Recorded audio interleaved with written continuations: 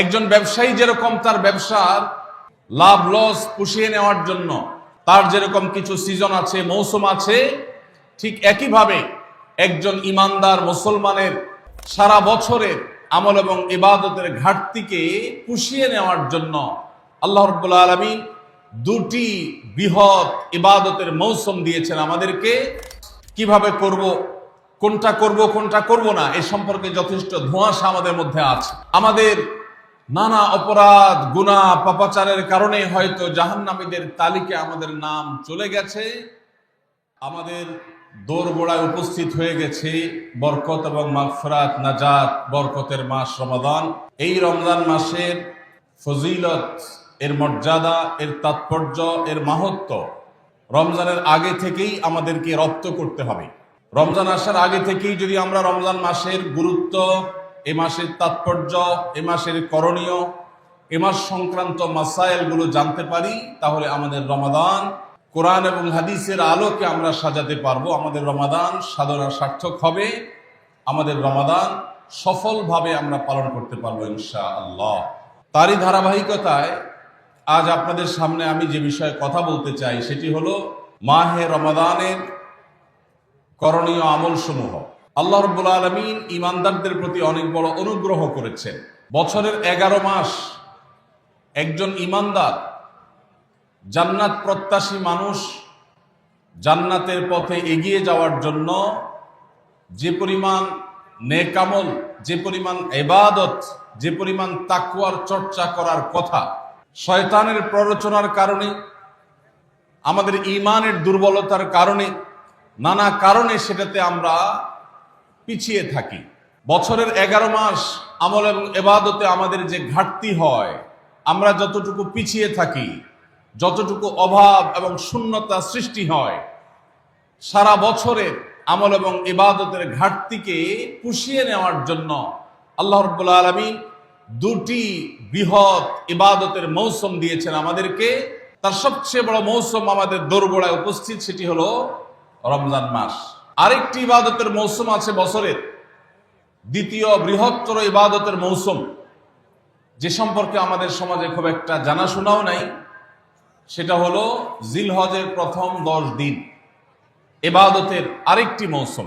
একজন ব্যবসায়ী যেরকম তার ব্যবসার লাভ লস পুষিয়ে নেওয়ার জন্য, অন্য সময়ের ঘাটতি পুষিয়ে নেওয়ার জন্য তাকে যেরকম কিছু সিজনকে কাজে লাগাতে হয়, তার যেরকম কিছু সিজন আছে, মৌসুম আছে, ঠিক একইভাবে একজন ইমানদার মুসলমানের ইবাদতের ঘাটতি পোষাবার মৌসুমের নাম হলো রমজান মাস। ভাইরা আমার, এই রমজান মাস পাওয়ার পরও যদি কেউ 11 মাসের ইবাদতের ঘাটতি পুষিয়ে নিতে না পারে, এই রমজান মাস পাওয়ার পরও যদি কেউ আল্লাহর কাছ থেকে নিজের মাগফিরাত আদায় করে নিতে না পারে, আমাদের নানা অপরাধ গুনাহ পাপাচারের কারণে হয়তো জাহান্নামীদের তালিকায় আমাদের নাম চলে গেছে, সেই নাম কাটাবার সবচেয়ে সুবর্ণ সুযোগ আমাদের দোরগোড়ায় উপস্থিত রমজান মাস। এই রমজান মাস পাওয়ার পরও যদি কোনো মুসলমান আল্লাহর কাছ থেকে তার নাম জাহান্নামীদের তালিকা থেকে কাটিয়ে জান্নাতীদের তালিকায় অন্তর্ভুক্ত করতে না পারে, তাহলে এর চাইতে হতভাগা, এর চাইতে দুর্ভাগা, এর চাইতে কপাল পড়া মুসলমান আর কেউ হতে পারে না। প্রিয় ভাইরা আমার, জীবনে আল্লাহ তাআলা আমাদেরকে অনেক রমজান মাস দিয়েছেন। আল্লাহ নবী সাল্লাল্লাহু আলাইহি সাল্লাম খোদ তার জীবনে তিনি রমজান পেয়েছেন সাকুল্যে 8টা। দ্বিতীয় হিজরিতে আল্লাহ রাব্বুল আলামিন রমজানের রোজা ফরজ করেছেন, 10ম হিজরিতে আল্লাহ তাআলা তাকে দুনিয়া থেকে নিয়ে গেছেন। তাহলে সাকুল্যে সর্বোচ্চ 8টা রমজান পেয়েছেন আমাদের নবীজি সাল্লাল্লাহু আলাইহি সাল্লাম। কয়টা রমজান পেয়েছেন? 8টা। আজ গাবতলীর এই মাহফিলে আমরা যারা উপস্থিত আছি, আমাদের এখানে এমন বহু মানুষ আছেন যে তার জীবনে 40, 50, 60টা পর্যন্ত রমজান মাস পেয়েছেন। ঠিক না বেঠিক? সাহাবীদের অনেকে তাদের জীবনে মাত্র একবার রমজান পেয়েছেন, হয়তো ইসলাম গ্রহণ করেছেন রমজানের আগে, রমজান মাসটা পেয়েছেন, এরপরে হয় মৃত্যু হয়ে গেছে, আর না হয় জিহাদের ময়দানে শহীদ হয়ে গেছেন। একটা রমজান জীবনে পেয়েছেন। বহু সাহাবী আছেন 2টা, 4টা রমজান পেয়েছেন। অনেক সাহাবী আছেন জীবনে একটা রমজানও পান নাই, ইসলাম গ্রহণ করেছেন, এরপরে আল্লাহর রাহে জিহাদে শামিল হয়েছেন, রমজান আসার আগে দুনিয়া থেকে চলে গেছে। তাহলে আমরা যারা জন্মসূত্রে মুসলমান, তাদের যার যত বছর বয়স তিনি ততগুলো রমজান পেয়েছি। সাহাবীরা যেখানে মাত্র জীবনে 2, 4, 6টা, 8টা, 10টা রমজান পেয়ে তারা জান্নাত প্রাপ্তির দৌড়ে এগিয়ে গেছেন, আমরা জন্মসূত্রে মুসলমান হয়েও জীবনে 40-50টি রমজান পাওয়ার পরও আমরা অনেকেই জান্নাত প্রাপ্তির দৌড়ে এগিয়ে যেতে পারি নাই। এর চেয়ে বড় দুর্ভাগ্যের বিষয় আর কিছু হতে পারে না। ভাইরা আমার, এই জন্য আসন্ন রমাদান আর কয়েকদিনের মধ্যে যে রমজান শুরু হতে যাচ্ছে, আসুন এইবারের রমজান সম্পর্কে একটা সংকল্প করি, শপথ করি। এই রমজান জীবনের অন্য 10টি রমজানের মতো কাটাবো না। এই রমজানকে আমি ব্যতিক্রম, সম্পূর্ণ ভিন্নতর, সম্পূর্ণ আমল এবং ইবাদত এবং তাকওয়া চর্চার মধ্য দিয়ে আল্লাহর মাগফিরাত, নাজাত নিজের করে নেওয়ার মধ্য দিয়ে আমার এই রমজানকে আমি সার্থক করার চেষ্টা করব ইনশাআল্লাহ। ভাইরা আমার, রমজানের আমল ইবাদত কিভাবে করব, কোনটা করব কোনটা করব না, এই সম্পর্কে যথেষ্ট ধোঁয়াশা আমাদের মধ্যে আছে। আমাদের এই দেশে মুসলমানদের কাছে রমজান মাস মানে 4টি কাজ। রমজান মাস মানে কয়টা কাজ? 4টা কাজ। রমজান মানে হলো রোজা রাখা, তারাবির নামাজ পড়া, আর সাহরি খাওয়া, ইফতার খাওয়া, ব্যাস। রোজা, তারাবি, সাহরি, ইফতার, এই 4 জিনিসের নাম হলো আমাদের মুসলমানদের রমজান মাস। অথচ আমাদের প্রিয় নবী সাল্লাল্লাহু আলাইহি ওয়াসাল্লাম রমজান মাসে এই 4 কাজের বাইরে আরো অনেক আমল, অনেক কর্মসূচি, অনেক কার্যতালিকা, অনেক আমলের তালিকা তিনি আমাদেরকে দিয়েছেন, যেটা আমরা মুসলমানরা অনেকেই জানি না। আজ আমরা নবী করিম সাল্লাল্লাহু আলাইহি ওয়াসাল্লাম আমাদেরকে রমজান মাসে যে সমস্ত আমল করতে বলেছেন, আমরা সেই সমস্ত আমলের কথা আপনাদের সঙ্গে খুব সংক্ষেপে শেয়ার করব ইনশাআল্লাহ। কারণ আমি নবী করিম সাল্লাল্লাহু আলাইহি ওয়াসাল্লামের হাদিস থেকে এবং কোরআনে কারীম থেকেও 27টি আমলের কথা আপনাদের সঙ্গে শেয়ার করব ইনশাআল্লাহ, যার সবগুলোই রমাদানের জন্য স্পেশাল, তবে অনেকগুলো রমজানের বাইরের সময়ও আমাদের পালনীয় এবং করণীয়। এই বিষয়ে আমরা এই বছর প্রথমবারের মতো একটা বই করেছি, আপনারা জানেন, মাহে রমজানের 27 আমল। এই বই থেকে আমি 27টি আমল আপনাদেরকে শোনাবো ইনশাআল্লাহ। রমাদান কেন্দ্রিক যে সমস্ত আমল, যে সমস্ত করণীয় আমাদের আছে, তার মধ্যে প্রথম করণীয় হলো শাবানের 29 তারিখে পশ্চিম আকাশে রমজানের চাঁদ তালাশ করা। এটা একটা আমল। কোন দিন চাঁদ তালাশ করবেন? শাবানের 29 তারিখ। এই বছর আমাদের দেশে শাবানের 29 তারিখ কবে হচ্ছে? রোজা কবে থেকে শুরু হচ্ছে? তাহলে 29শে শাবান সন্ধ্যায়, যেদিন থেকে রোজা হওয়ার সম্ভাবনা আছে, সেই দিন সন্ধ্যায় মাগরিবের আগে পশ্চিম আকাশের দিকে চাঁদ অনুসন্ধান করার চেষ্টা করে তাকাবেন। পশ্চিম আকাশে চাঁদ অনুসন্ধান করার জন্য যদি চেষ্টা করেন, একটু খোঁজার চেষ্টা করেন, চাঁদ দেখতে যদি পান তো ভালো, এমনকি যদি চাঁদ দেখতে নাও পান, চাঁদ দেখার চেষ্টা যে করেছেন এর কারণ আপনার আমল নামাতে সওয়াব লেখা হবে, একটা সুন্নত আদায় করার সওয়াব। ভাইরা আমার, আমরা আমাদের ছেলেবেলায়, আমাদের শৈশবে রমজানের আনন্দ আঁচ করতাম পশ্চিম আকাশের চাঁদ দেখে। ঈদের আনন্দের সূচনা এবং শুরুই হতো ঈদের চাঁদ দেখার মধ্য দিয়ে। এমন একটা সময় আমরা এখন এসে পৌঁছেছি, যে সময়ে সবাই চাঁদ তালাশ করে, কিন্তু সেটা আকাশে না, ফেসবুকে। ঠিক না ভাই? ঠিক। চাঁদ কি ফেসবুকে উঠে না আকাশে উঠে? তাহলে সবাই যদি ফেসবুকে চাঁদ তালাশ করেন, আকাশে চাঁদ দেখবে কে? ও ইসলামী ফাউন্ডেশনের হেলাল কমিটি, চাঁদ দেখা কমিটির কিছু মানুষ, তাদের উপরে নির্ভর করে 18-20 কোটি মানুষ তারা ফেসবুকে তাকায় আছে। এটা খুবই দুর্ভাগ্যজনক একটা বাস্তবতা। নবী করিম সাল্লাল্লাহু আলাইহি ওয়াসাল্লামের হাদিসটা আমরা লক্ষ্য করি, তিনি বলেছেন, সুমু লিরুয়াতিহি ওয়া আফতিরু লিরুয়াতিহি, তোমরা চাঁদ দেখে সিয়াম সাধনা করবে, চাঁদ দেখে রমাদান উদযাপন করবে, চাঁদ দেখে রমাদানের ইবাদত বন্দেগী করবে, আর চাঁদ দেখে তোমরা ঈদ উদযাপন করবে। চাঁদ দেখে তিনি আমাদেরকে রোজা রাখতে বলেছেন, অতএব চাঁদ দেখতে হবে কি হবে না? ভাইরা আমার, বিলুপ্ত হওয়া মৃত প্রায় সুন্নাহগুলোর মধ্যে থেকে একটা হলো চাঁদ তালাশ করার সুন্নাহ। এটা ফরজে কিফায়া, মুসলিম সমাজের কেউ যদি না করে সবাই গুনাহগার হবে। এটা খুবই রিস্কি একটা বিষয়, দুর্ভাগ্যজনক একটা বিষয় যে 20 কোটি মানুষের রমজান মাত্র মুষ্টিমেয় কয়েকজন মানুষের দেখার উপর নির্ভর করবে। ভাইরা আমার, আমরা পশ্চিম আকাশে চাঁদ দেখার চেষ্টা করব ইনশাআল্লাহ। যদি চাঁদ দেখতে পান আপনি, তাহলে নবী সাল্লাল্লাহু আলাইহি সাল্লামের সেখানে একটা দোয়া পড়বেন, আল্লাহুম্মা আহিল্লাহু আলাইনা বিল ইয়ুমনি ওয়াল ঈমান ওয়াস সালামাতি ওয়াল ইসলাম রব্বি ওয়া রাব্বুকাল্লাহ। চাঁদকে লক্ষ্য করে বলবেন, চাঁদের সাথে কথা বলবেন। চাঁদ আপনার কথা হয়তো বুঝবে না, কিন্তু আল্লাহর এরকম সৃষ্টি যারা আমাদের কথা বুঝতে পায় না, তাদেরকে লক্ষ্য করে কিছু বলার মানে হলো আপনি মূলত আপনার মনের আকুতিকে প্রকাশ করছেন। চাঁদকে লক্ষ্য করে নবী সাল্লাল্লাহু আলাইহি সাল্লাম চাঁদ দেখলে পড়তেন, আল্লাহুম্মা আহিল্লাহু আলাইনা বিল ইয়ুমনি ওয়াল ঈমান। হে আল্লাহ, এই যে চাঁদ আমি দেখতে পাচ্ছি, এই চাঁদের পুরো মাসটাকে যে আমার জন্য বরকত এবং ঈমান দিয়ে পরিপূর্ণ করে দিন। এই চাঁদ পুরো মাস জুড়ে থাকবে, অতএব পুরো মাস জুড়ে এই চন্দ্র মাসে আমি আপনার কাছে আমার জীবনে প্রভূত বরকত, কল্যাণ এবং ঈমান আপনার কাছ থেকে চাই।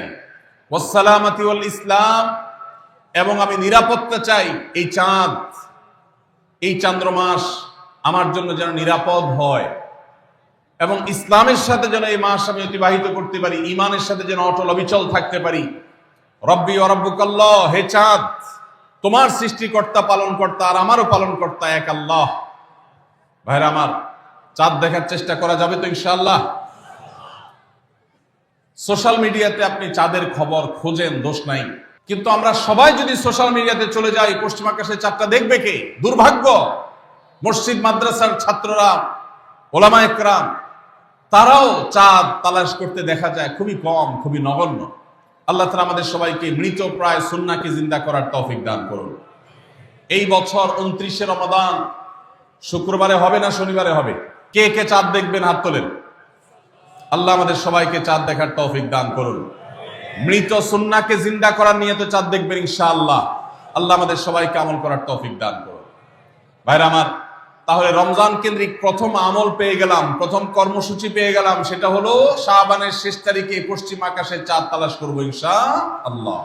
নাম্বার 2, রমজানের দ্বিতীয় আমল, যেটা রমজানের প্রধান আমল মূলত কি সেটা বলেন দেখি। রমজানের প্রধান আমল কি ভাই? রোজা রাখা। মাশাআল্লাহ, উত্তর সঠিক। রোজা রাখা রমজানের সুন্নত না মুস্তাহাব? ফরজ।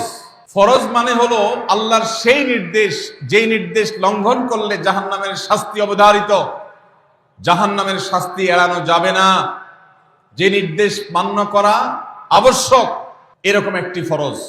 ইসলামের স্তম্ভ কয়টা ভাই? 5টা। নবী করিম সাল্লাল্লাহু আলাইহি সাল্লাম বলেছেন, বুনিয়াল ইসলামু আলা খামস। ইসলাম দাঁড়িয়ে আছে 5টি ফাউন্ডেশনের উপরে, 5টি খুঁটির উপরে, 5টি ভিত্তির উপরে। সেই 5টি ভিত্তির 1 নম্বর হলো শাহাদাতি আল্লাহ ইলাহা ইল্লাল্লাহ ওয়া আন্না মুহাম্মাদান রাসূলুল্লাহ। আল্লাহ ছাড়া ইবাদত এবং উপাসনার উপযুক্ত আর কেউ নাই, আর মুহাম্মদ সাল্লাল্লাহু আলাইহি সাল্লাম আল্লাহর পাঠানো রাসূল, এই কথার সাক্ষ্য মুখে দেওয়া, এটা হলো 1 নম্বর স্তম্ভ। স্তম্ভ নম্বর 2, 5 ওয়াক্ত নামাজ আদায় করা। স্তম্ভ নম্বর 3, যাকাত আদায় করা, যাদেরকে আল্লাহ সামর্থ্য দিয়েছেন, সচ্ছলতা দিয়েছেন। স্তম্ভ নম্বর 4, হজ করা। স্তম্ভ নম্বর 5, রমজানের রোজা রাখা। তবে অনেক হাদিসে রমজানের রোজাকে 4 নম্বরে আর হজকে 5 নম্বরে রাখা হয়েছে। তাহলে রমজান মাসের রোজা রাখা এটা শুধু ফরজ না, মৌলিক ফরজ। নবী করিম সাল্লাল্লাহু আলাইহি সাল্লাম বলেছেন, যদি কেউ জীবনে একটি রোজাও শরিয়া গ্রাহ্য ওযর ছাড়া কেউ যদি ভঙ্গ করে, রোজা না রাখে, রমজানের পরে যদি সে সারা জীবনও রোজা রাখে, দায় মুক্ত হয়তো হয়ে যাবে, সে কাজা আদায় করেছে, কাফারা আদায় করেছে, দায় মুক্ত হয়তো হয়ে যাবে, কিন্তু রমজানের একটা রোজা রেখে আল্লাহর কাছে যে পরিমাণ মর্যাদার অধিকারী হওয়ার কথা, সারা জীবন রোজা রেখেও রমজানের ওই একটা রোজার ক্ষতিপূরণ করা সম্ভব নয়। এই জন্য সবাই রমজান মাসে ফরজ রোজা রাখবো তো ইনশাআল্লাহ। বয়স্ক সুস্থ ইমানদারের জন্য রমজানের রোজা রাখা ফরজ। ভাইরা আমার, পৃথিবীতে আজ অনেক বিজ্ঞানী রোজা বা ফাস্টিং এর উপরে গবেষণা করে অনেক বড় বড় পদক, অনেক বড় বড় পুরস্কার জিতেছে। এখন ডাক্তাররাও আমাদেরকে বলে যে একটা সময় আমরা যেন ফাস্টিং করি, একটা সময় আমরা যেন না খেয়ে থাকি, এটা আমাদের স্বাস্থ্যের জন্য ভালো। নবী সাল্লাল্লাহু আলাইহি সাল্লাম সেই ১৫০০ বছর আগে আল্লাহর দেয়া বিধান আমাদেরকে জানিয়েছেন। রমজানে পুরো মাস রোজা, শাবানে মুহররমে বেশি বেশি নফল রোজা, সোমবার বৃহস্পতিবার সাপ্তাহিক রোজা, চাঁদের ১৩, ১৪, ১৫ আইয়ামে বীজের মাসিক রোজা। নিয়মিতভাবে এই রোজায় সিয়ামগুলো যদি পালন করি আমরা, তাহলে আল্লাহর সন্তুষ্টি এবং জান্নাত লাভ যেমন হবে, ঠিক একইভাবে আমরা দুনিয়াতে সুস্থ সবল থাকতে পারবো। আমাদের শরীরে অতিরিক্ত যে চর্বি তৈরি হয়, বিশেষ করে আজকের বিশ্ব বাস্তবতায়, এই চর্বিগুলোকে বার্ন করার জন্য রোজার কোনো বিকল্প নাই। যদিও চর্বি বার্নের উদ্দেশ্যে রোজা রাখলে সে রোজা রোজা নয়। আমাদের উদ্দেশ্য হবে আল্লাহর সন্তুষ্টি অর্জন, পাশাপাশি পার্থিব উপকারিতা এমনি পেয়ে যাব। আল্লাহ আমাদের সবাইকে রমজান রোজা রাখার তৌফিক দান করুন। ভাইরা আমার, নবী করিম সাল্লাল্লাহু আলাইহি ওয়াসাল্লাম তিনি বলেছেন, যে ব্যক্তি রমজানে ঈমান এবং ইখলাসের সাথে আল্লাহকে খুশি করবার জন্য রমজান রোজা রাখবে, আল্লাহ তার পূর্বের সমস্ত গুনাহ মাফ করে দিবেন। অনেক যুবক আছেন গ্যাস্ট্রিকের অজুহাতে, অনেকে আছেন প্লাস্টিকের অজুহাতে রোজা রাখেন না। কারো গ্যাস্ট্রিক, কারো প্লাস্টিক। সামান্য একটু রোজা রাখতে যে যুবক পারে না, সে নিজেকে মুসলিম দাবি করে কোন মুখে? মাত্র ১২-১৪ ঘন্টা যে না খেয়ে থাকার মতো চ্যালেঞ্জ নিতে পারে না, সে আবার কিসের মুসলমান দাবি করে নিজেকে? এই জন্য ভাইরা সবাই রোজা রাখবো তো ইনশাআল্লাহ। বাসা বাড়িতে বাচ্চাদেরকে কৈশোর বয়স থেকে তাদেরকে রোজা রাখতে শেখাবেন। সাহাবায়ে কেরাম আশুরার রোজা পর্যন্ত বাচ্চাদেরকে রাখাতেন এবং তাদেরকে খেলনা দিয়ে ভোলাতেন, রোজা রাখতে তাদের সাহায্য করতেন। আজ এমন এক প্রজন্ম আমরা গড়ে তুলছি, যেই প্রজন্ম শুধু ভোগ শিখেছে, ত্যাগ শিখে নাই। বাচ্চা কাচ্চাদেরকে দেখবেন মা বাপ বড় বড় মোবাইল, স্মার্টফোন তাদের হাতে তুলে দিচ্ছেন। তারা মুখ দিয়ে কোনো কথা বললেই সেটা নেওয়ার জন্য, কেনার জন্য বাপ মা অস্থির ব্যাকুল হয়ে যাচ্ছেন। তাদেরকে সংগ্রাম, ত্যাগ, চ্যালেঞ্জ নেওয়া, এগুলো তাদেরকে শেখাচ্ছেন না। মনে রাখবেন, ভোগ করতে কোনো যোগ্যতার দরকার হয় না, ত্যাগ করতে যোগ্যতার দরকার হয়। ভোগ করতে সবাই পারে, ত্যাগ করতে সবাই পারে না। এজন্য সন্তানকে ভোগ নয়, ত্যাগ শেখাতে হবে। আল্লাহ আমাদেরকে তৌফিক দান করুন। আপনার বাচ্চা যদি রোজা রাখা শিখে, শখ করে রোজা রাখে, তাকে বাধা দিবেন না, তাকে রোজা রাখতে দিবেন। কারণ সে রোজা রাখার মধ্য দিয়ে গরিব অভাবী মানুষের কষ্ট অনুভব করবে, ফিল করবে। সে রোজা রাখার মধ্য দিয়ে আল্লাহর নৈকট্যের ফিলিংস তার মধ্যে আসবে, ইসলামী সংস্কৃতিকে সে অনুভব করবে, আঁচ করবে। এই জন্য সন্তানকে কৈশোর বয়স থেকেই, কিশোর বয়স থেকেই তাকে রোজা রাখতে সাহায্য করবেন ইনশাআল্লাহ। ঠিক আছে না ভাই? বাচ্চাদের প্রথম হয়তো রোজা অর্ধেক রাখবে, দুপুরে ভেঙে ফেলবে, এরপর না হয় বিকাল পর্যন্ত রাখবে, এরপর না হয় সন্ধ্যা পর্যন্ত রাখবে, কিন্তু অভ্যাস তাকে গড়ে তুলতে হবে। আল্লাহ আমাদেরকে তৌফিক দান করুন। ভাইরা আমার, তাহলে রমজানের প্রধান আমল রোজা রাখা। এই রোজা ইচ্ছাকৃত শরিয়া গ্রাহ্য ওজর ছাড়া ভাঙা জায়েজ নাই, হারাম। যদি কেউ ভাঙে অথবা না রাখে সে ফাসিক। অতএব এই রোজার চর্চা আমাদের করতে হবে। আল্লাহ আমাদের সবাইকে তৌফিক দান করুন। ৩ নম্বর আমল হলো রাতে তারাবির নামাজ আদায় করা। রাতে কি আদায় করা ভাই? তারাবির নামাজ আদায় করা কি ফরজ না নফল? ফরজ না সুন্নত? সুন্নত, সুন্নতে মুআক্কাদা। নবী করিম সাল্লাল্লাহু আলাইহি সাল্লাম বলেছেন, মান কামা রমাদানা ঈমানান ওয়া ইহতিসাবা গুফিরা লাহু মা তাকাদ্দামা মিন যামবি। যে ব্যক্তি রমজান মাসে রাতে দাঁড়িয়ে তারাবির নামাজ পড়বে, তার পূর্বের সমস্ত গুনাহ খাতা মাফ করে দেওয়া হবে। এই জন্য তারাবির নামাজ পড়বো তো ইনশাআল্লাহ। তারাবির নামাজ 4G গতিতে হবে না 5G গতিতে? কি বলেন? 4G না 5G? ভাইরা আমার, সবকিছুতে গতি ভালো না, সবকিছুতে গতি ভালো না। নেটের গতি যত বেশি হয় তত ভালো, কিন্তু নামাজের গতি, ইবাদত, সিজদার গতি, তারাবির গতি যত কম হয়, যত ধীরে ধীরে হয়, যত শান্তশিষ্ট ভাবে হয়, তত আল্লাহর কাছে বেশি মর্যাদাবান হয়। অতএব মহল্লার হাফেজ সাহেবদেরকে তাড়াতাড়ি নামাজ শেষ করার জন্য দৌড়ের উপর রাখবেন? ক্রিকেট খেলা আছে হুজুর আজকে, একটু খেয়াল রাখেন, বলবেন? ভাইরা আমার, আমরা তারাবির নামাজের কথা যখন স্মৃতিতে কল্পনায় আমরা ভাবি, তখন আমাদের স্মৃতিতে তুফান মিল মার্কা একটা নামাজ ভেসে উঠে, ঠিক না ঠিক? 5 ওয়াক্ত নামাজ এত তাড়াহুড়া করা হয় না তারাবি যত, অথচ তারাবি এটা তারবিহাত এর বহু বচন আরবি শব্দ, যার অর্থ হলো আরামের সাথে, ধীরস্থিরতার সাথে, রেস্ট করে করে যে নামাজ আদায় করা হয় তার নাম তারাবি। নাম হলো আরামের সাথে করা, আর আমরা করি ব্যারামের সাথে তাড়াহুড়ো করে। এই জন্য এলাকা এলাকা তারাবি ধীরে ধীরে পড়ার জন্য উদ্যোগ নেবেন তো ইনশাআল্লাহ। ইমাম সাহেবদেরকে, হাফেজ সাহেবদেরকে উদ্বুদ্ধ করবেন, ভাই হুলস্থুল করবেন না, কি পড়েন কিচ্ছু বুঝি না, এমন টান দেন শেষে যায় শুধু আলামুন তালামুন, আর এটা শুনে মনে করেন যে এখন স্টপ হয়েছে, এখন রুকুতে যাইতে হবে।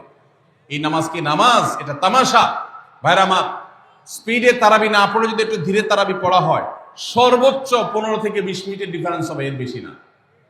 মাত্র 15 মিনিটের জন্য আপনার পুরো নামাজকে আপনি বরবাদ করছেন। দেশের বেশিরভাগ মসজিদগুলোতে তুফান মিল মার্কা তারাবি পড়া হয়। এই তারাবি আল্লাহর কাছে কতটা গ্রহণযোগ্য হবে, এটা যথেষ্ট প্রশ্নবিদ্ধ বিষয়। আল্লাহ তাআলা আমাদের সবাইকে ধীরস্থিরতার সাথে খুব শান্তভাবে তারাবির নামাজ আদায় করার তৌফিক দান করুন। চেষ্টা করা যাবে না ইনশাআল্লাহ? ভাইরা আমার, আল্লাহ রাব্বুল আলামিন নামাজের ক্ষেত্রে হুলস্থুলতা পছন্দ করেন না। যার নামাজ যত বেশি সময় নিয়ে আদায় করেন তিনি আল্লাহর কাছে তত শ্রেষ্ঠ, তত ভালো নামাজি। আর যার নামাজে যত হুলস্থুল করা হয় তার নামাজের কোয়ালিটি, মর্যাদা আল্লাহর কাছে তত কম। অতএব আমরা রমজানের তৃতীয় আমল জানলাম তারাবির নামাজ, এবং সেটা ধীরস্থিরতার সাথে আদায় করবো। আল্লাহ আমাদের তৌফিক দান করুন। নাম্বার 4, সাহারি খাওয়া। সাহারি খাওয়া এটা রমজানের একটা আমল। আপনি সারা বছর লাঞ্চ করেন, ডিনার করেন, দুপুরের খানা খান, রাতের খানা খান, সকালে ব্রেকফাস্ট নাস্তা করেন, কিন্তু এর কোনোটা ইবাদত হয় না, এর কারণে আপনি সওয়াব পাবেন না। কিন্তু রমজান মাসে ভোর রাতে ঘুম থেকে উঠে যে আপনি খাবার খাবেন, এই খাবার খাওয়ার জন্য যে উঠলেন এবং খাইলেন, এর কারণে আপনার অ্যাকাউন্টে আপনার আমলনামা আল্লাহ তাআলা সওয়াব জমা করে দিবেন। আপনি রিওয়ার্ড পাবেন, বিনিময় পাবেন। কেন? কারণ নবী করিম সাল্লাল্লাহু আলাইহি সাল্লাম বলেছেন, তাসাহহারু ফাইন্না ফিস সাহুরি বারাকাহ। তোমরা সাহরির খাবার খাবে ভোর রাতে। রোজার মাসে রোজা রাখতে গিয়ে সাহরির খাবার খাবে। কেন? কারণ সাহরির যে খানা, এই খানাতে আল্লাহ তাআলা বরকত রেখেছেন।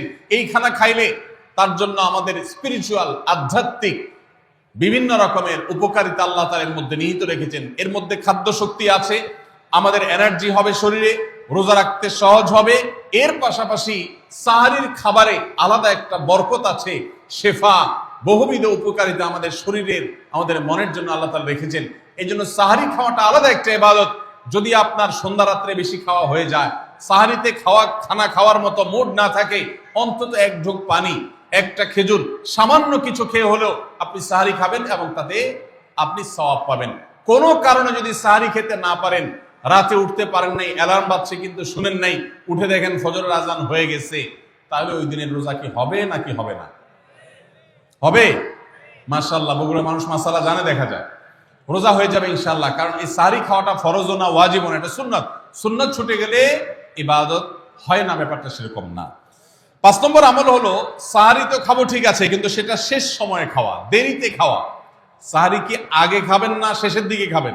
শেষের দিকে। কেন? কারণ নবী করিম সাল্লাল্লাহু আলাইহি সাল্লাম বলেছেন, লা ইয়াজালুন নাসু বিখাইরিন মা আজ্জাল ফুতুর ওয়া আখারুস সাহুর। এই উম্মত, মুসলিম জাতি ততদিন পর্যন্ত কল্যাণের উপর প্রতিষ্ঠিত থাকবে, তারা কল্যাণকে স্পর্শ করতে পারবে যতদিন পর্যন্ত তারা সাহারি তাড়াতাড়ি খাবে না দেরিতে খাবে? দেরিতে খাবে।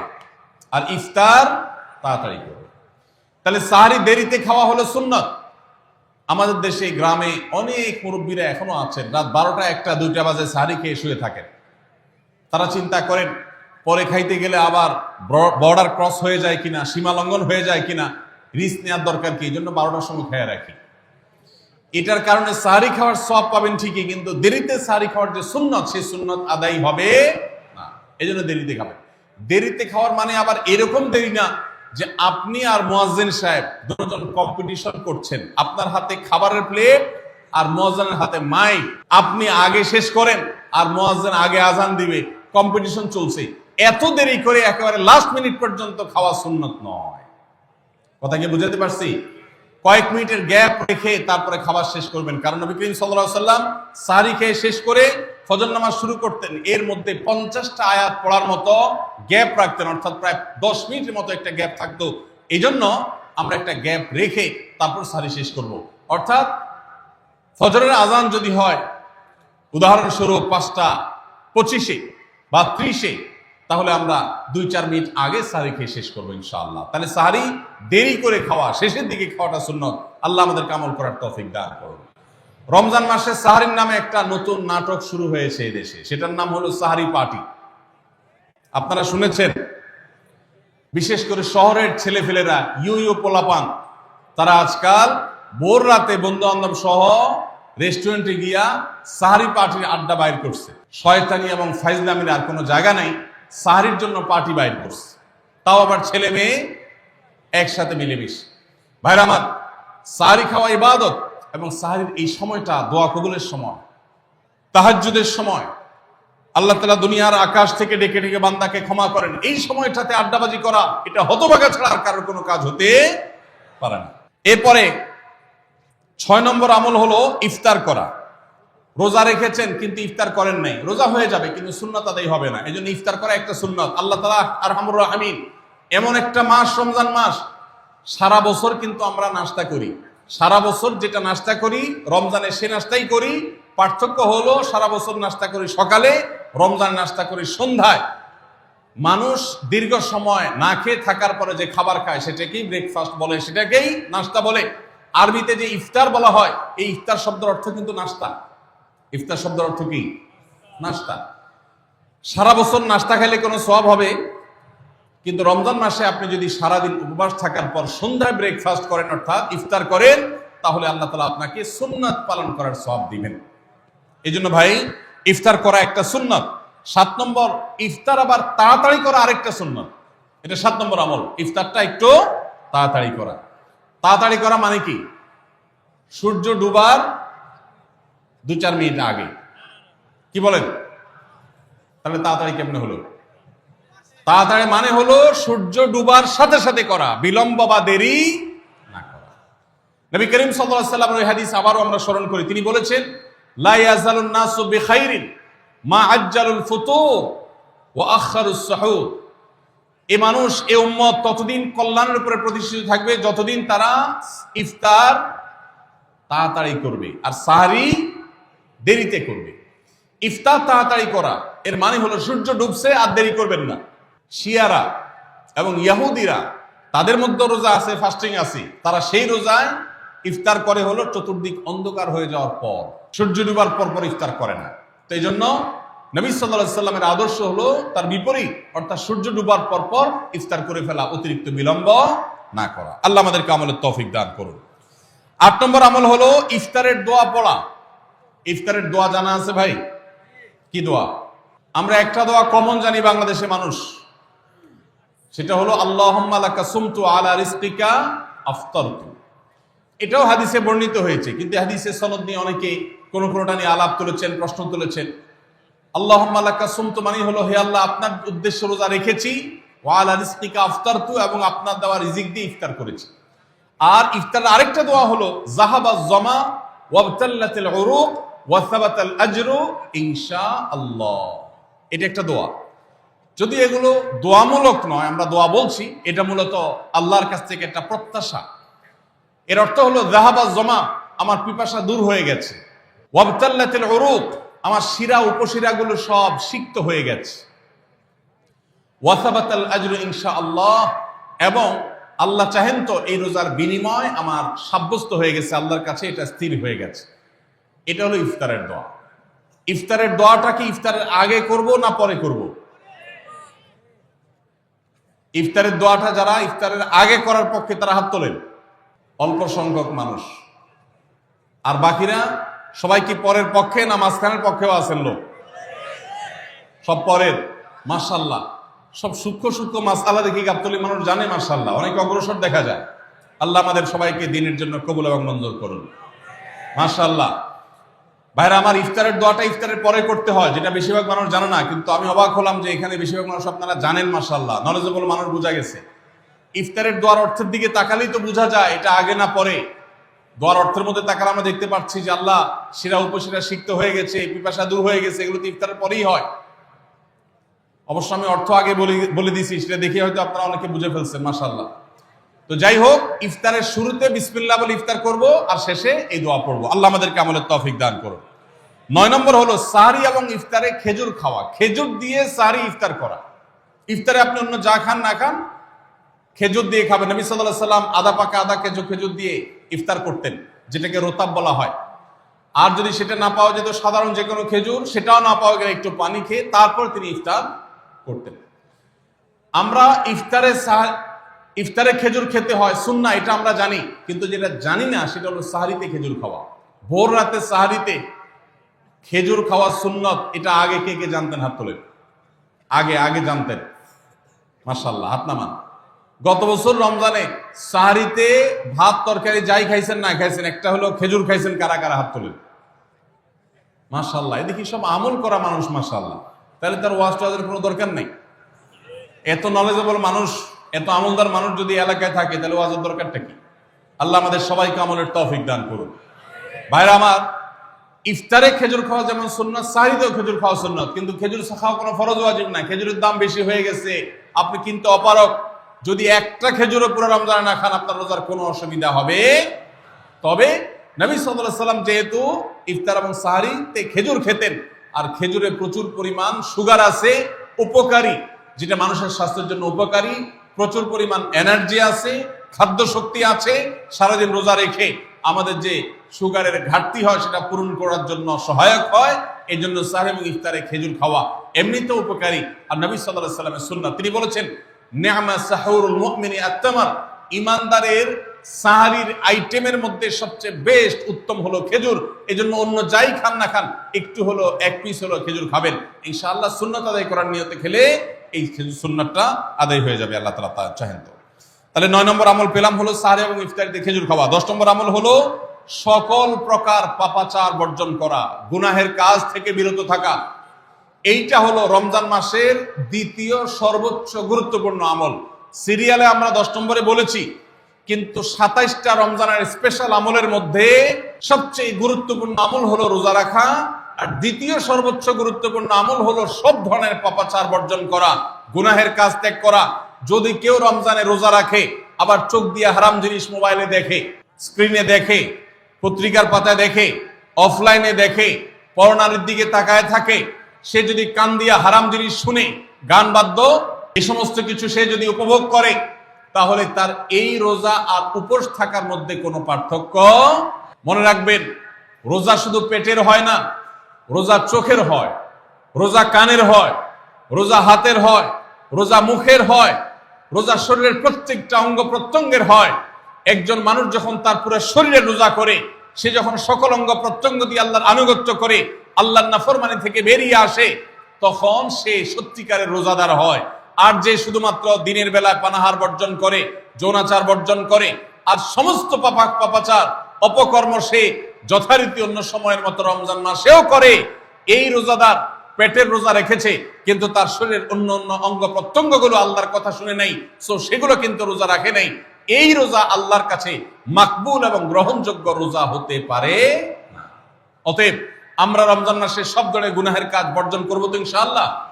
প্রিয় ভাইরা আমার, রোজা কিন্তু আমাদের সাথে কথা বলে। রোজার ভাষা আমরা অনেকে জানি না, কি বলে সেটা অনেকে বুঝি না, কিন্তু রোজা আমাদের সাথে কথা বলে। কি কথা? সিয়াম শব্দের অর্থ, আমরা যেটাকে রোজা বলছি সেটা কোরআনের ভাষায় বলা হয় সিয়াম, হাদিসে বলা হয়েছে সেটাকে সওম বা সিয়াম। এই সওম বা সিয়াম একই শব্দ, এর অর্থ হলো বিরত থাকা। এর অর্থ হলো কি ভাই? বিরত থাকা, ব্রেক দিতে জানা। আল্লাহ রাব্বুল আলামিন রোজার মতো ইবাদত দিয়েছেন আমাদেরকে জীবনে ব্রেক দেওয়ার অভ্যাস গড়ে তোলার জন্য। আমরা যেন ব্রেক দিতে শিখি, আমরা যেন থামতে শিখি, আমরা যেন নিজেদেরকে নিয়ন্ত্রণ করতে শিখি। ইসলামের যে বৈশিষ্ট্য, ইসলামের যে বিউটি, ইসলামের যে সৌন্দর্য, সেটা হলো ইসলাম পৃথিবীর মানুষকে আত্মনিয়ন্ত্রণ করবার কথা বলে। আজ ভোগবাদী পৃথিবীর যেদিকে তাকাবেন, চতুর্দিকে দেখতে পাবেন শুধু ভোগের হাতছানি। দুনিয়াটা মস্ত বড়, খাও দাও আর ফুর্তি করো। শুধুমাত্র ফুর্তি ফুর্তি এবং ফুর্তি, ভোগ এবং ভোগ এবং ভোগ। গোটা পৃথিবী আপনাকে ভোগের কথা বলবে, ত্যাগের কথা বলবে না। ইসলাম আপনাকে ত্যাগের কথা বলে। আপনি ঈদ উদযাপন করবেন, ঈদ উল ফিতর, সেখানে পর্যন্ত ইসলাম বলে আগে গরিবের বাসায় ফিতরা পৌঁছাবে, তারপর তুমি ঈদগাহে যাবে, ঈদের আনন্দ করবে। আপনি কোরবানির ঈদে পশু জবাই করে গোশত খাবেন, উৎসব করবেন। ইসলাম বলে ভালো কথা, তুমি উৎসব করবে, তোমাকে উৎসব করতেই দেওয়া হয়েছে, কিন্তু আগে গরিবের বাসায়ও গোশত পাঠাবে ঈদের, সেটা নিশ্চিত করবে, তার পাশাপাশি তুমি ঈদ উদযাপন করবে। আমরা যে রমজানের রোজা রাখি, এই রোজা আমাদেরকে বিরত থাকার কথা বলে। সেই বিরত থাকাটা কি? সেটা হলো আমরা যখন রোজা রাখি আমাদের পিপাসা হয়, আমাদের ক্ষুধা লাগে, পিপাসা হয়, আবার হাতের সামনে হয়তো পানিও আছে। আমার ক্ষুধা লাগে, হাতের সামনে হয়তো খাবারও আছে, কেউ দেখছেও না, সিসি ক্যামেরাও নেই, বদ্ধ রুমে কক্ষের মধ্যে, কিন্তু আমি রোজাদার। কোন রোজাদার রোজার মধ্যে খায়, পান করে? কেন? কারণ সে জানে আল্লাহ নিষেধ করেছে। আমরা যখন ইফতার সামনে নিয়ে বসে থাকি সন্ধ্যাবেলা, ভাইরা আমার, সারা বছর নাস্তা তো আল্লাহ তাআলা কম হোক বেশি হোক সবাইকে করার তৌফিক দেন, আমরা সবাই তো কম বেশি নাস্তা করি সারা বছর। আপনি যদি বুফে গিয়ে 100 আইটেমের নাস্তা দিয়েও আপনি খাবার গ্রহণ করেন, সকালের ব্রেকফাস্ট আপনি খান, ইফতারের সময় মাত্র 2-4টা আইটেম নিয়ে বসে থেকে আজানের জন্য, সূর্য ডুবার জন্য যে অপেক্ষা করেন, ওই অপেক্ষার সময় যে অবর্ণনীয় স্বাদ আর তৃপ্তি পাওয়া যায়, পৃথিবীর সমস্ত খাদ্য গ্রহণের মধ্যেও এই তৃপ্তি বা স্বাদ নাই। নবী সাল্লাল্লাহু আলাইহি ওয়াসাল্লাম সেজন্য বলেছেন, লিসসাইমি ফারহাতান, রোজাদার ব্যক্তিকে দুটি আনন্দ দেওয়া হয়, ফারহাতুন ইনদা ফিতরি ওয়া ফারহাতুন ইনদা লিকাই রাব্বি। একটা আনন্দ হলো ইফতারের সময়, অবর্ণনীয়, ভাষায় প্রকাশ করবার অযোগ্য। কি ভালো লাগা কাজ করে, ইফতারের জন্য আমরা বসে আছি, খাবার সামনে আছে, রকমারি শীতল শরবত সামনে আছে, রকমারি খাবারের পসরা সাজানো আছে টেবিলে, দস্তরখানে, এদিকে পেটে ক্ষুধাও আছে, কিন্তু আমরা মিনিট গুনছি, আমরা সময় দেখছি, ঘড়ির দিকে তাকিয়ে আছি, সূর্য কখন ডুববে। সূর্য ডুবেছে আর সাথে সাথে আমরা ইফতার করছি। এই যে আল্লাহর নির্দেশের অপেক্ষা, ইসলাম রোজার মাধ্যমে আমাদেরকে সেই শিক্ষাটা দিতে চায়। রোজা আমাদের সাথে সেই কথা বলে যে দেখো, তুমি জীবনে বিরত থাকতে শিখো, গোটা পৃথিবী তোমাকে ভোগ শিখাবে, ইসলাম তোমাকে ত্যাগ শিখাবে, ইসলাম তোমাকে কন্ট্রোল করা শিখাবে। আমাদের তরুণদের চরিত্রকে নষ্ট করবার জন্য, তাদেরকে নানাভাবে উস্কানি দেওয়ার জন্য, বিনোদনের নামে, নিউজের নামে, বিজ্ঞাপনের নামে, বিভিন্ন নামে অশ্লীল নানা দৃশ্য, খোলামেলা দৃশ্য তাদের সামনে দেখানো হয়, ভোগের আহ্বান করা হয়। ইসলাম বলে, হে মুসলিম তরুণ, তোমার চোখের এরিয়ার মধ্যে কোনো পরনারী, কোন সুন্দরী নারী পড়ে গেছে, তুমি আঁচ করতে পেরেছ, সাথে সাথে তোমার দৃষ্টিকে তুমি নিয়ন্ত্রণ করো, অবনত করো। কুল্লিল মুমিনিনা ইয়াগুদ্দু মিন আবসারিহিম ওয়া ইয়াহফাযু ফুরুজাহুম। আল্লাহ বলেছেন, হে রাসূল বলে দিন ইমানদার পুরুষদেরকে, তারা যেন তাদের চোখগুলোকে নামিয়ে রাখে, তাদের সম্ভ্রমকে তারা সংরক্ষণ করে। মনে রাখবেন, যা খুশি তা করতে পারা এটা যোগ্যতা নয়। নিজেকে নিয়ন্ত্রণ করলাম, যা খুশি তা করব না, এর নাম হলো যোগ্যতা। ডায়রিয়ার রোগী ডাইরেক্ট হয়ে যায়, যা খুশি যে করে, নিজের মন যেদিকে তাকে নাচায় সেদিকে নাচে, এই লোকটা অসুস্থ মানুষের মতো। আর মুসলিম যুবক, মুসলমান মানুষ, নারী পুরুষ, সে নিজেকে নিয়ন্ত্রণ করে। আল্লাহ এটা হারাম করেছেন, আমার মন চায়, চাইলেই আমি সেটা নিতে পারি, কিন্তু আমি নেব না। আমি একটা জিনিস ধরতে পারি, আল্লাহ হারাম করেছেন, সেজন্য আমি ধরবো না। এই শিক্ষাটা রমজান আমাদেরকে দেয়। অতএব রমজানের সবচেয়ে গুরুত্বপূর্ণ আমল হলো এই 10 নম্বর আমল, সেটা হলো পাপাচার বর্জন করা। নবী সাল্লাল্লাহু আলাইহি ওয়াসাল্লাম বলেছেন, যে ব্যক্তি রমজানে রোজা রাখলো আর পাপাচার বর্জন করলো না, তাহলে এই রোজা রাখার উপোস থাকার ভিতরে কোনো পার্থক্য নাই। আল্লাহ আমাদের সবাইকে রমজান মাসের রোজা থেকে সকল হারাম, সকল নাজায়েজ কাজ, সকল গুনাহের কাজ ছাড়ার তৌফিক দান করবেন আমি। ভাইরা আমার, 11 নম্বর আমল হলো অধিক পরিমাণ দোয়া করা। রমজান মাসের রোজা রেখে আমরা বেশি বেশি দোয়া করব। চলতে ফিরতে উঠতে বসতে দোয়া করতে পারেন। আমাদের মায়েরা অনেকে শুনছেন আমাকে, রমজান মাসে আপনি গৃহস্থলী কাজ করছেন, রান্নাবাড়া করছেন, ঘর ঝাড়ু দিচ্ছেন, আর মনে মনে আল্লাহর সাথে কথা বলেন। দোয়া মানে আল্লাহর সাথে কথোপকথন। আল্লাহ, আপনি আমাকে মাফ করে দেন, আমার বাবাকে মাকে মাফ করে দেন, সন্তানগুলোকে হেদায়েত দান করেন, চোখের পানি ফেলেন।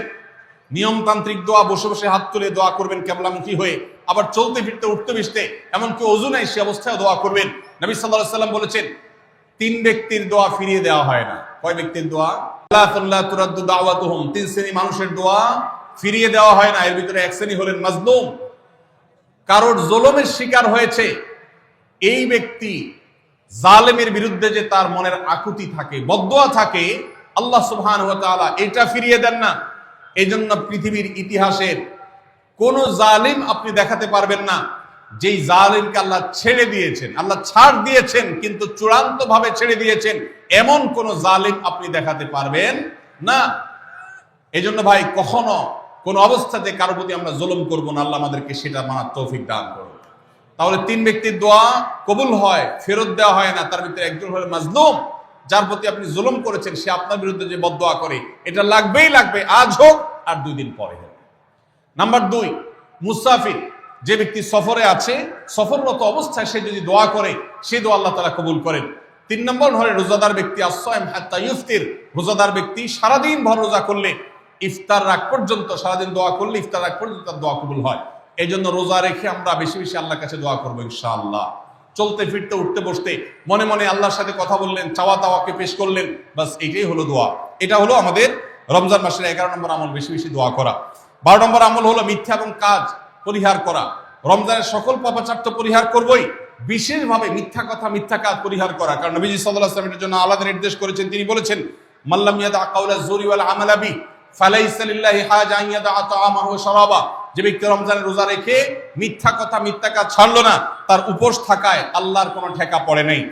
13 নম্বর আমল হলো অশ্লীলতা এবং বিবাদ, বিতণ্ডা, ঝগড়া, এগুলো পরিহার করা। কারণ নবী করিম সাল্লাল্লাহু আলাইহি ওয়াসাল্লাম তিনি আমাদেরকে রমজান মাসে রোজা রেখে অশ্লীলতা পরিহার করতে বলেছেন। মোবাইলে হারাম জিনিস দেখলেন, টেলিভিশনে হারাম জিনিস দেখলেন, বা কোনো পত্র পত্রিকাতে খারাপ জিনিস, নিষিদ্ধ জিনিস দেখলেন, পর্নারের সৌন্দর্য দেখে আপনি হারাম স্বাদ নেয়ার চেষ্টা করলেন, তাহলে আপনার রোজার অঙ্গহানি হলো, রোজা প্রাণহানি হলো। এই রোজা নয়। এই জন্য এটাকে রমজান মাসে পরিহার করতে হবে, অন্য সময় তো বটেই।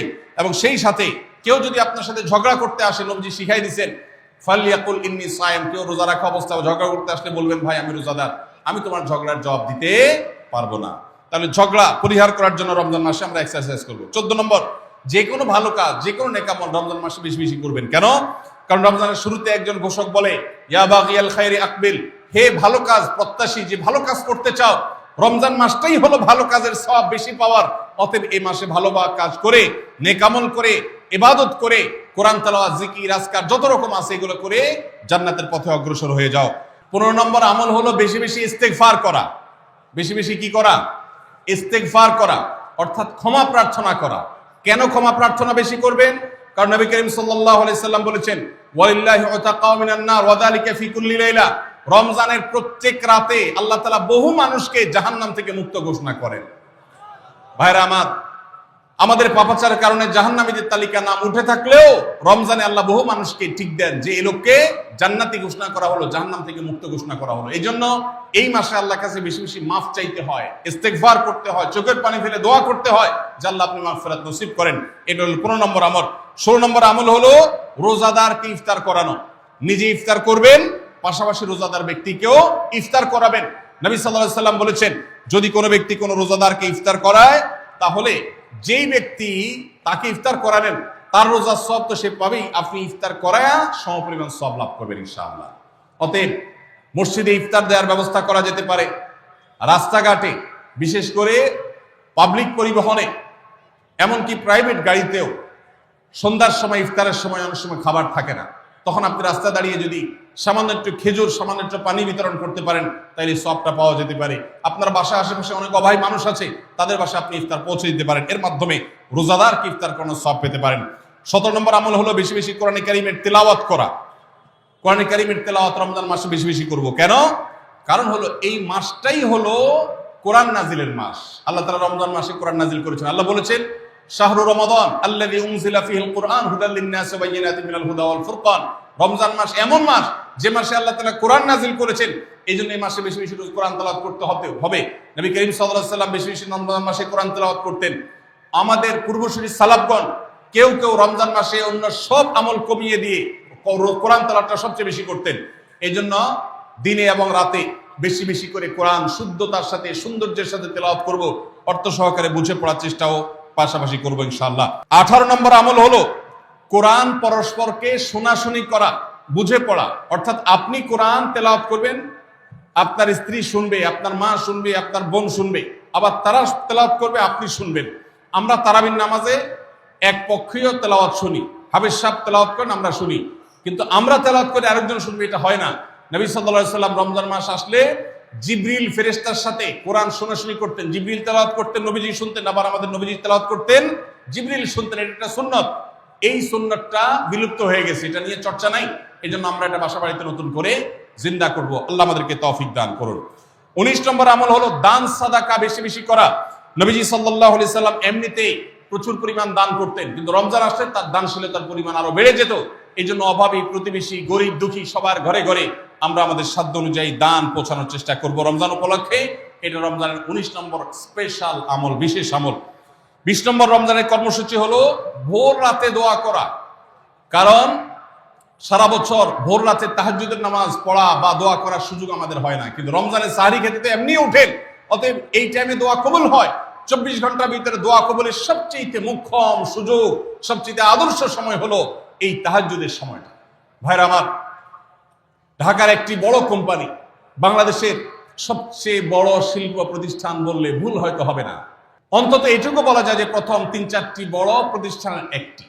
এরকম একটা প্রতিষ্ঠানের একজন কর্মকর্তা বছর 2-3 আগে আমার সাথে হঠাৎ দেখা। তিনি আমাকে দেখে বেশ আবেগ আপ্লুত হলেন এবং অনেকটা জড়িয়ে ধরলেন এবং বললেন, ভাই, আপনার একটি আলোচনা থেকে আমার জীবনের ভিতরে এমন এক পরিবর্তন আসছে যেটা অকল্পনীয়, অভাবনীয়। আমি একটু কৌতূহল হয়ে জানতে চাইলাম কোনটা সেটা। তখন তিনি বললেন, ভাই, আমার জীবনে এমন একটা রোগ হয়েছে, যেই রোগ ট্রিটমেন্ট করার জন্য দেশে বিদেশে বিভিন্ন জায়গায় গিয়েছে, কোনো চিকিৎসা এর আমি পাই নাই। শেষ পর্যন্ত আশাহত হয়ে চাকরি ছেড়ে দিয়ে, শহর ছেড়ে দিয়ে গ্রামে গিয়ে বসবাস করা শুরু করছি এবং মৃত্যুর জন্য অপেক্ষা করছি। এর মধ্যে আপনার একটা আলোচনার ক্লিপ আমার চোখের সামনে আসলো সোশ্যাল মিডিয়ায়, তো এটা শুনলাম। সে আলোচনাটা ছিল আল্লাহর কাছ থেকে অসাধ্য সাধন করার সময় হলো ভোর রাত তাহাজ্জুদের সময়। আমি এই আলোচনা পুরোটা শোনার পর ওই রাতে আমি ঘুম থেকে উঠে ভোর রাতে তাহাজ্জুদ পড়ে আল্লাহর কাছে বুক ভাসিয়ে মন ভরে কাঁদলাম, দোয়া করলাম। ওই ভাই বললেন যে আমি এত দোয়া করলাম, দোয়া করতে করতে দীর্ঘ সময় আমি পরিতৃপ্ত হলাম, আমার দোয়া শেষ হয়ে গেল। এরপর দোয়া করে শেষ করার পর ফজর নামাজের সময় হয়ে গেছে, আমার ফিল হলো, অনুভব হলো যে আমার শরীরে আর কোনো রোগবালাই এখন মনে হয় নাই। এবং তিনি গত 2 দিন আগেও তার সাথে আমি দেখা করলাম ঢাকায়, গতকালকে দেখা করলাম, 2 দিন আগে না, মাত্র 1 দিন আগে দেখা করলাম। তিনি এখন সুস্থ সবল হয়ে আবার তার চাকরিতে ফিরে গিয়ে স্বপদে সমহিমায় আছেন।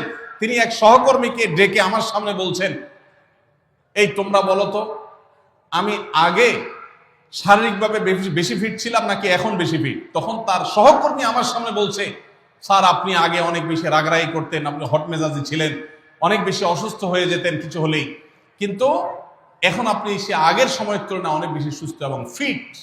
তিনি বললেন, ভাই, ভোর রাতের দোয়ার প্রভাব এত বেশি, তাহাজ্জুদের সময়ের দোয়া এত গুরুত্বপূর্ণ যে এই এক দোয়া আমার জীবনকে আমূল পরিবর্তন করে দিয়েছে। এই জন্য ভাইরা, রমজান মাসে বিশেষ করে যখন তাহাজ্জুদের সময় সাহরি খেতে যখন উঠবেন, সাহরি খাওয়ার পর 10টা মিনিট সময় হাতে রাখেন, বা সাহরি খাওয়ার আগে 10টা মিনিট আগে উঠে ওযু করে 2 রাকাত 4 রাকাত নামাজ পড়ে, বা নামাজ পড়ার সময় না থাকলে অন্তত কেবলামুখী হয়ে 2টা হাত তুলে আল্লাহর কাছে একটু চান। নবীজি সাল্লাল্লাহু আলাইহি সাল্লাম বলেছেন, রাতের শেষ প্রহর যখন হয়, দুনিয়ার আসমানে নেমে এসে আল্লাহ বান্দাদেরকে ডেকে ডেকে তাদের প্রত্যেকটা চাওয়া পূরণ করে দেন। এই জন্য ভাইরা, রমজান মাসে সাহরির সময় দোয়া কবুল হয়। রমজান উপলক্ষে বিশেষ করে এই আমলটা, সাহরির সময় আমলটা আমরা দোয়া করার আমলটা করতে পারি। তাহলে 20 নম্বর আমল হলো তাহাজ্জুদের নামাজ এবং ভোর রাতের দোয়া। এটা অন্য সময় করা যায়, কিন্তু রমজানের সুযোগটা বেশি আসে, সেজন্য এটাকে রমজানের স্পেশাল আমল হিসেবে আমরা উল্লেখ করলাম। আল্লাহ আমাদেরকে সবাইকে তৌফিক দান করুন। সাহরি খেতে উঠলে একটু দোয়া করবো তো ইনশাআল্লাহ। 2-4 মিনিটের জন্য হলে দোয়া করব, একাকী নির্জনে আল্লাহর কাছে কিবলামুখী হই। এর চেয়ে বড় দুর্ভাগ্যের বিষয় কি আছে যে আল্লাহ চাওয়ার জন্য ডাকছেন আর আমি অবহেলা করে বসে আছি। ভাইরা আমার, 5 ওয়াক্ত নামাজের জন্য মুয়াজ্জিন আপনাকে ডাকে, কিন্তু ভোর রাতে দোয়া কবুলের জন্য স্বয়ং আল্লাহ আপনাকে ডাকে। অতএব সাহরি খেতে উঠলে ভোর রাতে সাহরির সময় একটু দোয়া করবো তো ইনশাআল্লাহ। 21 নম্বর আমল উমরা করা। যাদেরকে আল্লাহ তৌফিক দিয়েছেন তারা রমজানে উমরা করবেন, কারণ নবী করিম সাল্লাল্লাহু আলাইহি ওয়াসাল্লাম বলেছেন উমরাতুন ফি রমাদান তা'দিলু হাজ্জা। রমজানে কেউ উমরা করলে একটা হজের সওয়াব পায়। কোন কোন হাদিসে আসছে তা'দিলু হাজ্জাতাম মাই, নবীজির সাথে হজের সওয়াব পাওয়া যায় রমজানে উমরা করলে। আল্লাহ আমাদেরকে যখন তৌফিক দিবে আমরা তখন সেটা করব ইনশাআল্লাহ। ঠিক আছে না? নিয়ত করেন, দোয়া করেন, আল্লাহ একসময় তৌফিক অবশ্যই দিবেন। 22 নম্বর আমল হলো রমজানের শেষ 10 দিন মসজিদে ইতিকাফ করা। গুরুত্বপূর্ণ একটা পয়েন্ট, মসজিদে ইতিকাফ করা। খুব মনোযোগ দিয়ে শুনি। রাসূল করিম সাল্লাল্লাহু আলাইহি সাল্লাম রমজানের রোজা ফরজ হওয়ার পর থেকে নিয়ে তার মৃত্যু পর্যন্ত একটি বছরের জন্য রমজানের শেষ দশক মসজিদে ইতিকাফ করা ছাড়া ছিলেন না। একবার তিনি মসজিদে ইতিকাফে বসেছেন, কিন্তু ইমার্জেন্সি একটা কাজে মসজিদ থেকে তাকে বের হতে হয়েছে। এই জন্য তিনি পরের বছর 20 দিন ইতিকাফ করেছেন। 10 দিন হলো ওই বছরের, আর 10 দিন হলো আগের বছরের যে ইতিকাফ ভেঙে ফেলেছেন সেটার ইতিকাফের কাজা। তার মানে হলো নবীজির জীবনে কখনো ইতিকাফ 1 বছর একটা রমজান মাসেও ছাড়েন নাই। এত গুরুত্বপূর্ণ আমল যে রমজানের এই আমলটা তিনি কখনোই ছাড়েন নাই। দুর্ভাগ্য আমাদের, এখানেও হয়তো বেশিরভাগ মুসলমান আমরা জীবনে একবারের জন্য রমজানের শেষ 10 দিন ইতিকাফ করি নাই। যে আমল নবীজি জীবনে কখনো ছাড়েন নাই সেটা আপনি জীবনে একবারও করেন নাই। এর চাইতে বড় হতভাগা উম্মত আর কি হতে পারে? ভাইরা আমার, 3টি আমলের নগদ তৃপ্তি আমি অন্তত অনুভব করি। আমি আমার সে অভিজ্ঞতার আলোকে আপনাদেরকে উদাত্ত আহ্বান করতে চাই, রমজানের শেষ দশকে আপনারা ইতিকাফ করুন। যে 3টি আমলের তৃপ্তি, নগদ স্বাদ, অবর্ণনীয় ভালো লাগা কাজ করে, অন্তর্জগতে প্রশান্তিতে পরিপূর্ণ হয়ে যায়, সেই 3টি ইবাদতের একটি হলো আরাফাতের ময়দানের দোয়া। এটার সাথে কোনো কিছুর কম্পেয়ার হয় না। অবর্ণনীয় তৃপ্তি লাগে আরাফাতের ময়দানে দোয়া করতে। দ্বিতীয় হলো সিজদায় গিয়ে চোখের পানি ফেলে আল্লাহর কাছে দোয়া করতে অসম্ভব ভালো লাগা কাজ করে। ভোর রাতে দোয়াতেও একই স্বাদ পাওয়া যায়। আর 3 নম্বর হলো রমজানের শেষ দশকের ইতিকাফ। ইতিকাফ যে একবার করেছে সে জীবনে বারবার করে, তাকে আর ফেরানো যায় না। এই জন্য ভাইরা, রমজানের শেষ দশকে আমরা আল্লাহর ঘরে বসে গিয়ে ইতিকাফ করার চেষ্টা করবো তো ইনশাআল্লাহ। অনেক এলাকায় বৃদ্ধ মানুষ, বুড়া মানুষ বসায় দেওয়া হয় টাকা পয়সা দিয়ে। যে টাকা নিয়ে ইতিকাফ করে সেও গুনাহগার, আর যারা টাকা নিয়ে ইতিকাফে বসায় তারাও গুনাহগার, কারণ ইবাদত টাকা পয়সা দিয়ে চলবে না। রমজানের শেষ দশক মসজিদে ইতিকাফ করবো তো ইনশাআল্লাহ। আল্লাহ আমাদেরকে তৌফিক দান করুন। যুবক ভাইরা, একটাবার বসে দেখেন, অসম্ভব ভালো লাগা কাজ করে। মনে হয় যে আল্লাহর মেহমান আমি, এই ফিলটা হয়, কারণ আল্লাহর ঘরে এসে বসে আছেন আপনি।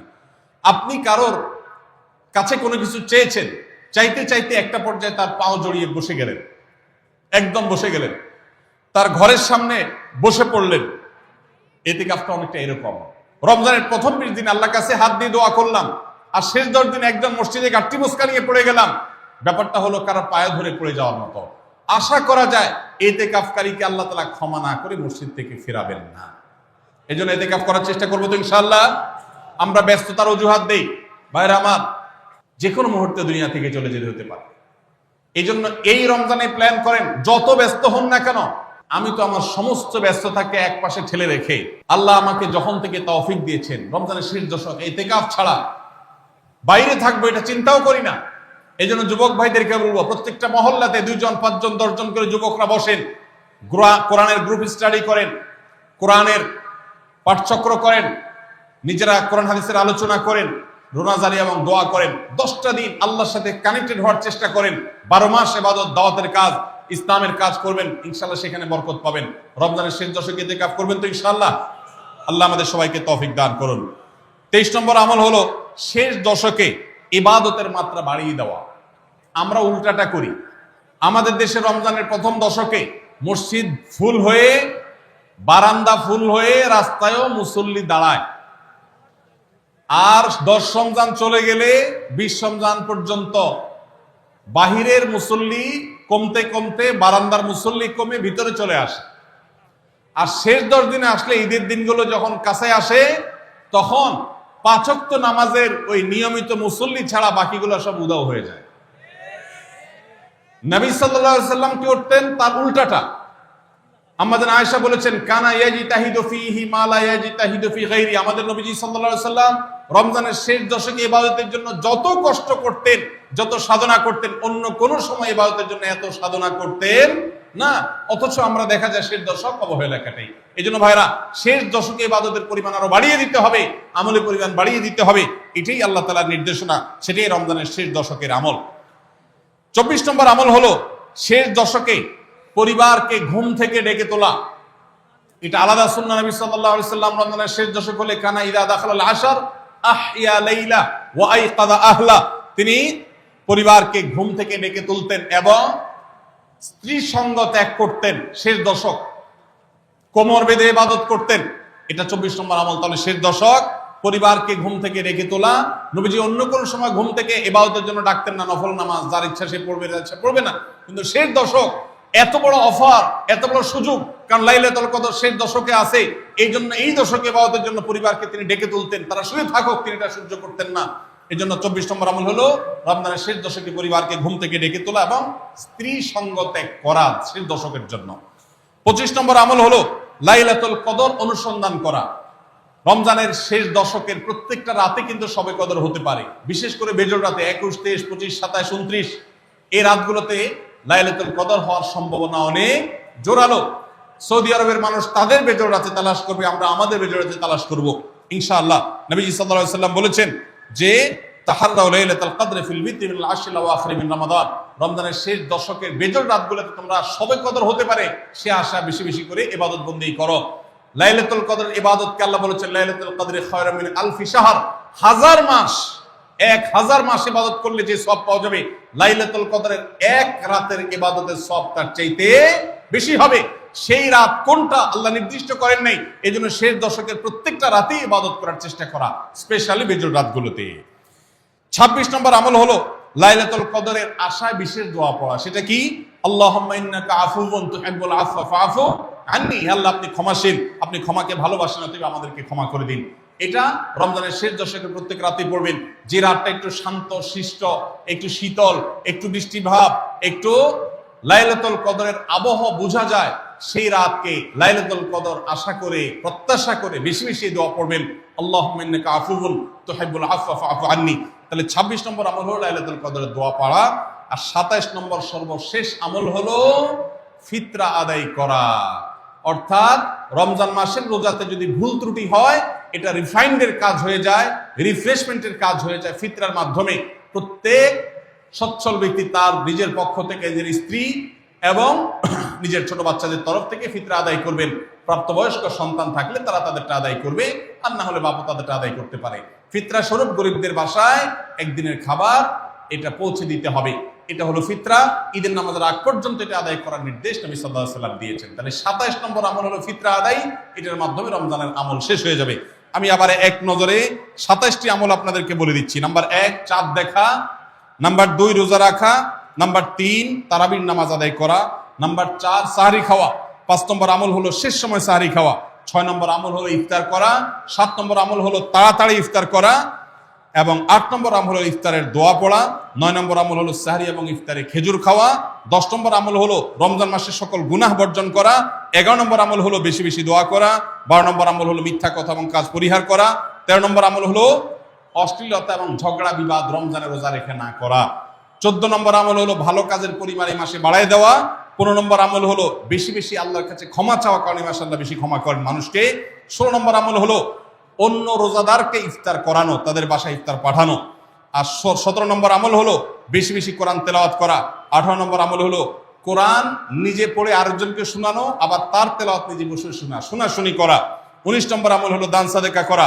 20 নম্বর আমল হলো তাহাজ্জুদ এবং বিশেষ করে ভোর রাতে সারি খেতে উঠে দোয়া করা, আর 21 নম্বর আমল হলো উমরা করার সামর্থ্য থাকলে, 22 নম্বর আমল হলো ইতিকাফ করা শেষ দশকে, 23 নম্বর আমল হলো শেষ দশকের বেজর রাতে, শেষ দশকের প্রত্যেকটা রাতে ইবাদতের পরিমাণ বাড়িয়ে দেওয়া এবং বিশেষভাবে রাত্রি জাগরণ করা শেষ দশক। আর 24 নম্বর আমল হলো শেষ দশকে নিজের পরিবারকে ঘুম থেকে ডেকে তোলা, স্ত্রী সঙ্গ ত্যাগ করা। 25 নম্বর আমল হলো লাইলাতুল কদর অনুসন্ধান করা। 26 নম্বর আমল হলো লাইলাতুল কদর বিশেষ দোয়া পাঠ করা। আর 27 নম্বর আমল হলো ফিতরা দেওয়া। আল্লাহ আমাদের সবাইকে এই 27টা আমল দিয়ে আমাদের রমজান মাসকে সাজাবার তৌফিক দান করুন। আস-সুন্নাহ ফাউন্ডেশন, উম্মার স্বার্থে সুন্নাহর সাথে।